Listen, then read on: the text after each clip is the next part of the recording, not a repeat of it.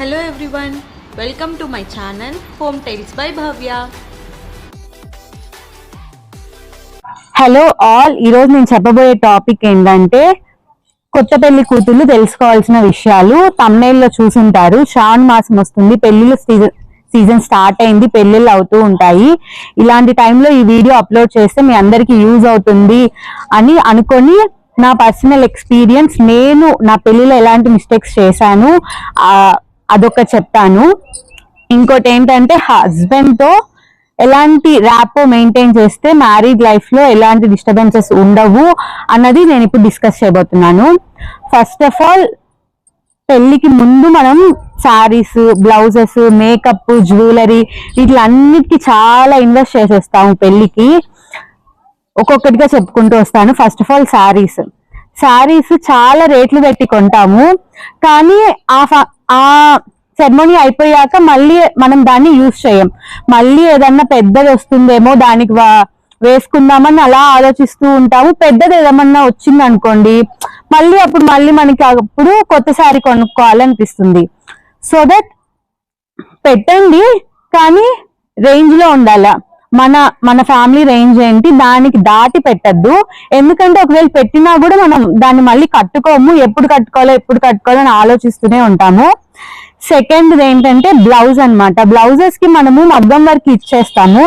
Heavy మగ్గం work అంటే around 5,000-6,000 అవుతుంది. అంతా నా దృష్టిలో వేస్ట్ అని నేను ఫీల్ అవుతాను. కానీ మనకి ఆల్టర్నేట్ ఐడియా ఏముంది అని నేను నా పెళ్లిలో ఆలోచించుకుంటే నాకు ఎలాంటి శారీస్ దొరికాయంటే, బ్లౌజ్ కి అదే మగ్గం వర్క్ వచ్చేసి ఉండే శారీస్ దొరికాయి. అంటే మనం విడిగా మగ్గం వర్క్ చేయించుకోక్కర్లేదు. అలాంటి శారీస్ అటాచ్ బ్లౌజెస్ ఉంటాయి. అలాంటివి నేను తీసుకున్నాను. దాదాపు 4-5 అలానే తీసుకున్నాను. ఇంకా రెండింటికి మాత్రం కంప్యూటర్ ఒకటి, ఇంకోటి మగ్గం వేయించాను. చిన్న బీట్స్ పెట్టేయిస్తేనే నాకు అప్పుడు 1,500 ఎంతో పడింది. చాలా సింపుల్ డిజైన్ కే. ఇంకా నేను పెళ్లిలో వేసుకుంది శారీకి అటాచ్ వచ్చిన బ్లౌజ్ కి అయితే ఊరికే అడిగా ఎంత చెప్తారా అని. 6-7,000 చెప్పారు. అమ్మయ్య మంచిదైనలే, దీంతో తీసేసుకోండి అని అనుకున్నాను.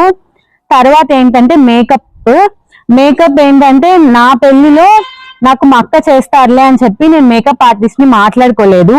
కానీ అదేమైందంటే పెళ్లి కదా, బిజీలో మా అక్కకు కూడా చాలా వర్క్స్ అసైన్ అయిపోయి సరిగ్గా చేయలేదన్నమాట. హడావిడిగా చేసేసింది. సో దట్ ఖచ్చితంగా మేకప్ కి, హెయిర్ కి ఒకరు ఉండటమే బెస్ట్ ఆప్షన్. తర్వాత గోల్డ్ జ్యువెలరీ కొనే వాళ్ళు ఓకే, కానీ ఎవరైతే ఇమిటేషన్ జ్యువెలరీ కొనుక్కోవాలనుకుంటున్నారో వాళ్ళు మాత్రం జ్యువెలరీ మొత్తం కొనేస్తాం వేస్ట్. ఎందుకంటే మనకి ఇప్పుడు రెంటల్ జ్యువెలరీస్ వస్తున్నాయి. ఈ సారీ మీదకి సెట్ అయ్యింది, మళ్ళీ వేరే సారీ మీదకి సెట్ అవ్వదు. సో దట్ పెళ్లి వరకు మళ్ళీ అంత హెవీ జ్యువెలరీ మళ్ళీ మనం వేసుకోం కాబట్టి పెళ్లి వరకు రెంటల్ జ్యువెలరీ తీసుకుంటే బెస్ట్ అని నా ఒపీనియన్. తర్వాత పెళ్లికి ముందే హస్బెండ్ తో మనం ఫినాన్షియల్ ప్లానింగ్ అనేది చేసుకోవాలి. ఎందుకంటే దాదాపు చాలా గొడవలు ఇలాంటి వాటి వల్లే వస్తాయి డబ్బుల విషయంలో. సో దట్ హస్బెండ్ తో ముందే నీ ఇన్కమ్ ఏంటి, నా ఇన్కమ్ ఏంటి, నేను ఎంత దేనికి యూజ్ చేస్తాను, నువ్వు దేనికి యూజ్ చేస్తావు అన్నది ముందే మనం మాట్లాడుకొని ఉంటే బెస్ట్ అని నా ఒపీనియన్. తర్వాత సేవింగ్స్, డే 1 నుంచి మనం సేవింగ్స్ స్టార్ట్ చేయాలి మ్యారేజ్ లో. ఎందుకంటే ఫస్ట్ ఫ్యూ డేస్ మీరిద్దరే ఉంటారు, తర్వాత కిడ్స్ యాడ్ అవుతారు. అలా యాడ్ అయినప్పుడు ఏమవుతుందంటే ఖర్చులు పెరుగుతూనే ఉంటాయి. సో దట్ మనం డే 1 నుంచి సేవింగ్స్ స్టార్ట్ చేసామంటే మనం ఇద్దరే ఉన్నప్పుడు చాలా డబ్బులు సేవ్ చేయగలుగుతాం. కాబట్టి తర్వాత అవి అలానే అలవాటు అవుతుంది. ముందు సేవ్ చేసిన డబ్బులు తర్వాత పిల్లలకి మనం వాడుకోవచ్చు. ఇప్పుడు పిల్లల బట్టలు కానీ, పిల్లలకి హాస్పిటల్స్ కానీ అసలు చెప్పలేనంత ఖర్చులు ఉన్నాయి. కాబట్టి మైండ్ లో ఖచ్చితంగా పెట్టుకోండి, డే 1 నుంచి సేవింగ్స్ అనేవి చేసుకోండి. అంటే సేవింగ్స్ చేసుకోండి అంటే ఆ ప్లాన్ లో ఉండండి, ఎక్కడెక్కడ సేవ్ చేసుకోవాలి, ఎక్కడెక్కడ ఖర్చులు పెట్టకూడదు అన్న ప్లానింగ్ మాత్రం డే 1 నుంచి ఉండాలి నా ఒపీనియన్. తర్వాత మ్యూచువల్ అండర్స్టాండింగ్ ఉండాలి హస్బెండ్ అండ్ వైఫ్ కి. తన ఒపీనియన్స్ ని నువ్వు రెస్పెక్ట్ చేయాలి, నీ ఒపీనియన్స్ ని తను రెస్పెక్ట్ చేయాలి. ఏదైనా పెద్ద గొడవ వచ్చేసింది అనుకోండి, కాంప్లికేట్ చేసుకోవద్దు. ఫస్ట్ కూర్చోండి, మాట్లాడండి. వాళ్ళు మాట్లాడలేదు అనుకోండి, ఒక 2-3 టైమ్స్ ట్రై చేయండి, కూర్చోబెట్టండి, మాట్లాడండి. అంతేగాని స్టార్టింగ్ లోనే డిస్టర్బెన్స్ క్రియేట్ చేసేసుకున్నారంటే మీరు ఆ ఒక టైం ని ఎంజాయ్ చేయలేరు అనమాట. సో దట్ ఎక్కువ గొడవల్ని కాంప్లికేట్ చేసుకోవద్దు. తర్వాత పేషెన్స్, ఈ ఇంటికి ఆ ఇంటికి చాలా డిఫరెన్స్ ఉంటుంది. సో దట్ పేషెన్స్ మెయింటైన్ చేయండి. అప్పుడు మీ సెల్ఫ్ కి మీరు చెప్పుకోవాలి, ఓకే నాకు కొత్త ప్లేస్ కదా, నాకు టైం పడుతుంది నేను ఇక్కడ సెట్ అవ్వడానికి అని మీ బ్రెయిన్ ని మీరు బాగా ప్రిపేర్ చేసేసుకున్నారంటే కొంచెం సాఫీగా వెళ్ళిపోతుంది అనమాట ఫస్ట్ ఫ్యూ డేస్.